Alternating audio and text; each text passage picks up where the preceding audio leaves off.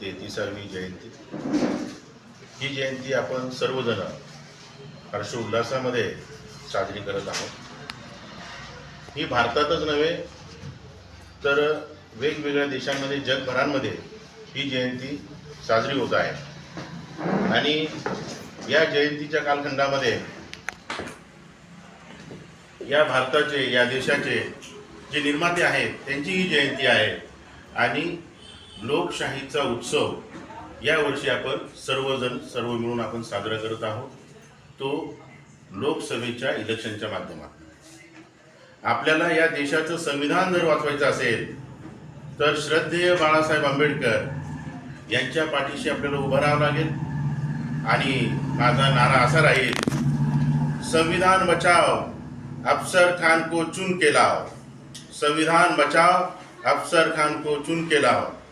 या मी त्यांच्या पाठीशी आहे आणि आमचा पूर्ण समाज, भिक्खू संघ हाही त्यांच्या पाठीशी आहे। श्रद्धेय बाळासाहेब आंबेडकर यांनी जो आदेश दिलेला आहे तो आदेश संपूर्ण बौद्ध समाज, आंबेडकरी अनुयायी आणि त्याचबरोबर श्रद्धेय बाळासाहेबांना जो वर्ग मानतो त्या सर्व वर्गांना माझी विनंती आहे की आपण आपल्या आपल्या जिल्ह्यामध्ये आपल्या आपल्या लोकप्रतिनिधींना आपण निवडून द्यायचं आहे। श्रद्धेय बाळासाहेबांनी जे लोकप्रतिनिधी त्या ठिकाणी दिलेले आहेत ती आपली जबाबदारी आहे की खूप मतांनी त्यांना आपल्याला निवडून द्यायचं आहे। या ठिकाणी मी एवढंच बोलतो आणि थांबतो। जय भीम, नमो बुद्धाय।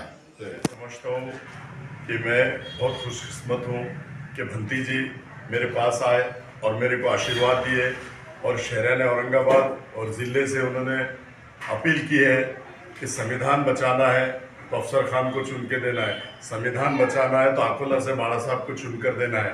मैं बाड़ा साहब के फॉर्म भरने के लिए गया था, लेकिन बाड़ा साहब के जलसे में इतनी पब्लिक थी कि जिसकी इंतहा नहीं। मैंने वहाँ सभी समाज से अपील की, ख़ास तौर पे मुस्लिम समाज भी बहुत संख्या में था, लेकिन जो मेरी माँ बहनें पर्दानशीन जो घर में बैठी है उनसे भी मैंने अपील किया, क्योंकि महाराष्ट्र के नेता, देश के नेता और संविधान को कोई बचा सकता है तो हमारे जनाब प्रकाश अंबेडकर साहब बचा सकते हैं। उन्होंने लोकसभा में जाना चाहिए और उनके सिपाही बोल के अफसर खान ने उनके साथ वहाँ पर रह के संविधान के खिलाफ आवाज़ उठाना चाहिए। जो सरकार है ये जातिवाद सरकार है, हिंदू राष्ट्र बनाना चाहती है। हम वहाँ पर जाने के बाद में और बाड़ा साहब जब तक के हमारे देश में है और लोकसभा में जाएंगे तो ये कभी ये बात होने नहीं देंगे। मुझे पूरा भरोसा है बाड़ा साहब पर और उनका सिपाही बोलकर जो जातिवाद शक्ति है उससे पूरी ताकत के साथ हम लड़ने का काम करेंगे। और कभी भी जब तक कि हम जिंदा है, बाड़ा साहब जिंदा है और सब हमारा समाज जिंदा है, ये देश भारत रत्न डॉक्टर बाबा साहब अम्बेडकर के संविधान से चलता है और संविधान से ही चलेगा। और हम संविधान हरगिज किसी भी किस्म पे जातिवाद शक्ति को बदलने नहीं देंगे। और मैं पूरे देश से अपील करता हूं कि जातिवाद शक्ति को उखाड़ कर फेंको और संविधान को बचाओ। ये लड़ाई हमारी आपकी नहीं है, ये लड़ाई संविधान की है, देश की है।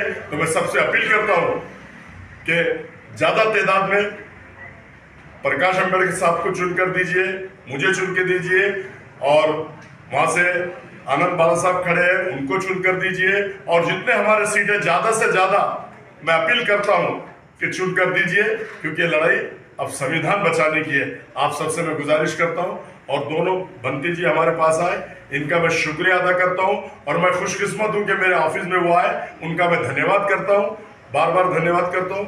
जय भीम, जय हिंद।